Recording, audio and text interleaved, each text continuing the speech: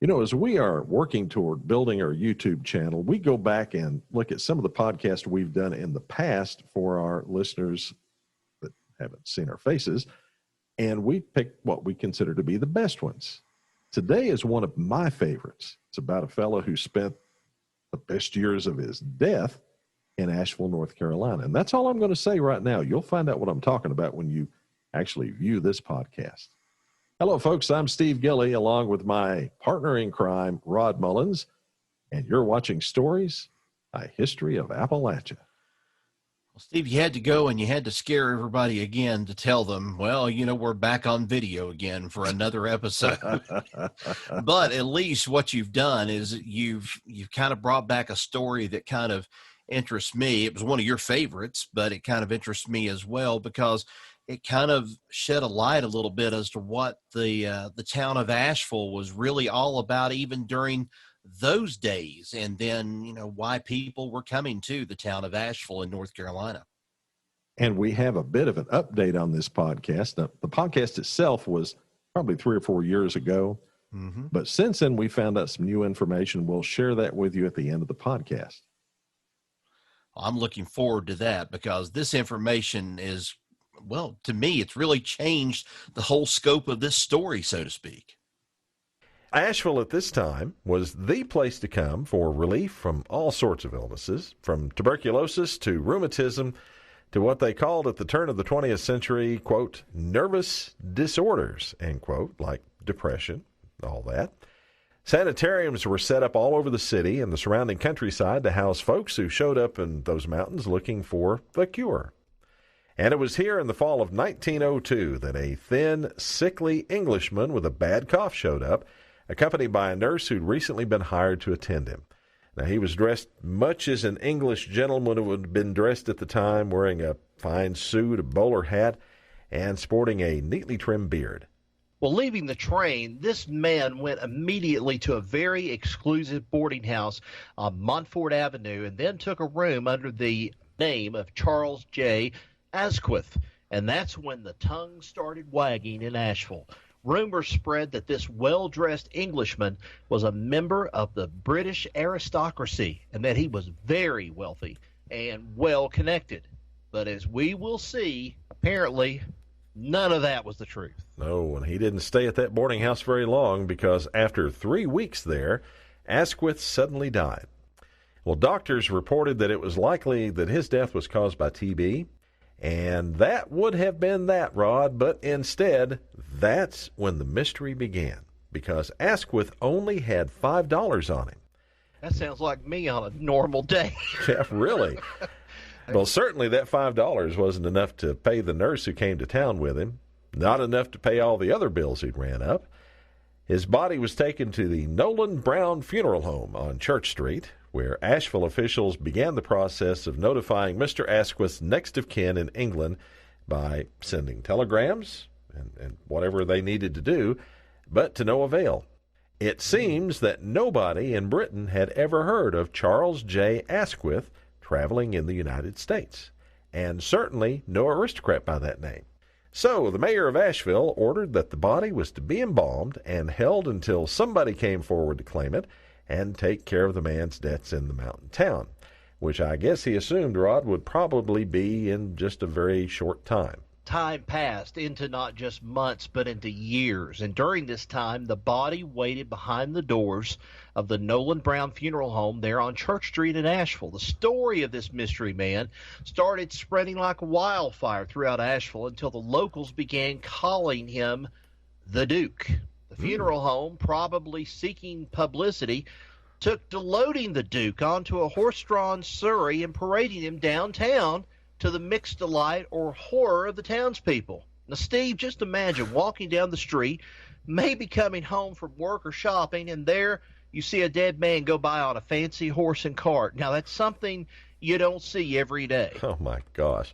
Well, another marketing practice, I guess if you want to call it that, of the funeral home, was to take the Duke and set him up in the glass front window as a display of the fine embalming work of the Nolan Brown Funeral Parlor. Oh, my gosh.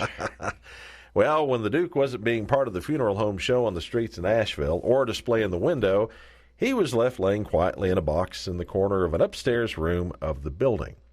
The employees also got in some pretty gruesome jokes using the Duke. Here's a story. I love this story. Apparently, a young man came to the funeral home looking for work. After talking to the men downstairs, he was told that if he wanted a job, he needed to go upstairs and talk to the boss about it. The boss doesn't talk much. That's what they said. Well, the man did as he was told. He went up the steps to the second floor, walked into the room as he was told to, where he could find the boss, and let out a blood-curdling scream. Down the steps came this young man, head over heels, straight out the front door, never to be seen again. Oh, my gosh. Well, Steve, all of this went on for 7 years until one fine spring day in 1910, a woman arrived on the train in Asheville and promptly went to the Nolan Brown Funeral Home and introduced herself as Mrs. T.J. Summerfield.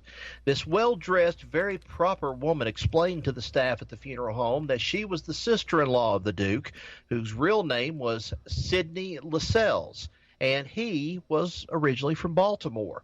According to Summerfield, her sister, Lascelles' wife, had sent her to the Appalachian resort town to claim her husband's body and then to return it to Baltimore for a funeral.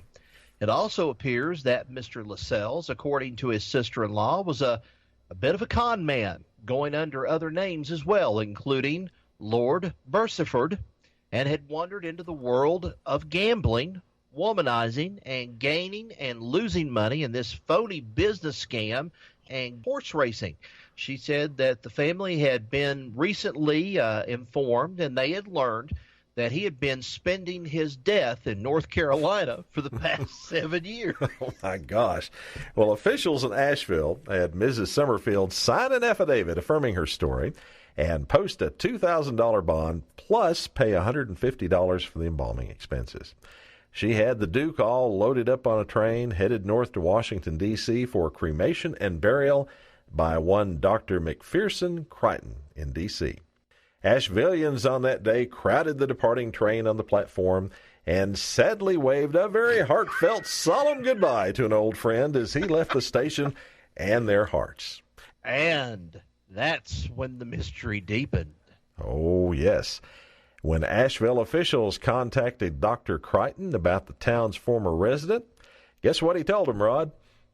I don't have any idea what you're talking about. Crichton had never heard of Mrs. T.J. Summerfield or of Sidney Lascelles, and had certainly never been employed to do a cremation of the body. Mrs. Summerfield, if that was her name, never arrived in Baltimore, nor was there a record of anybody by that name living there. No cremation, no burial, nada. The Duke simply left Asheville, North Carolina, as he arrived in the fall of 1902, shrouded in mystery. Shrouded in mystery. Well, that's the way that the podcast ended. But since then, Steve has uncovered some really interesting information about our Duke of Asheville, haven't you, Steve? We have. We have found out that his name indeed was Sidney Lascelles, wow. And he indeed was sort of from the Washington, D.C. area, but the reason they couldn't find him in Great Britain, Rod, was because he wasn't from Great Britain. He was from the other side of the world. He was an Aussie from Australia. Hi, mate. That's where he was from, wasn't he? Yeah. It was indeed where he was from. He was also a con man that was going around the South. Why did I know that was coming? Why did I know that was coming? And the woman that came down to claim him was not his sister-in-law, but it was his wife. And she said she was his sister-in-law because she was, just too embarrassed to be associated with this con man. Dr. Crichton, who did the autopsy, actually did do the cremation, and Mr. Lascelles' body was scattered over the Potomac. When the folks in Asheville contacted him, he was under strict instructions to deny anything, and that's why he said, as Rod said, I don't know what you're talking about. Oh gosh, this is just so unique. And you start uncovering these stories and you start finding this information out, and it really changes things. I mean, we kind of left that podcast kind of at a drop-off point. Nobody knew anything else. I mean, he left Asheville and no one really knew what happened, but now we've kind of found out the rest of the story, so to speak. It's good to tie up loose ends, don't you think? Mm-hmm. Yes, it is. Well, folks, we appreciate you watching this week's episode of Stories, A History of Appalachia. We would love it if you'd like this podcast, or we'll call it a podcast, even though it's video, it still is a podcast episode. Mm-hmm. And we'd love for you to subscribe to our channel here on YouTube. Again, we appreciate you watching. And until next time, so long, everybody. See ya.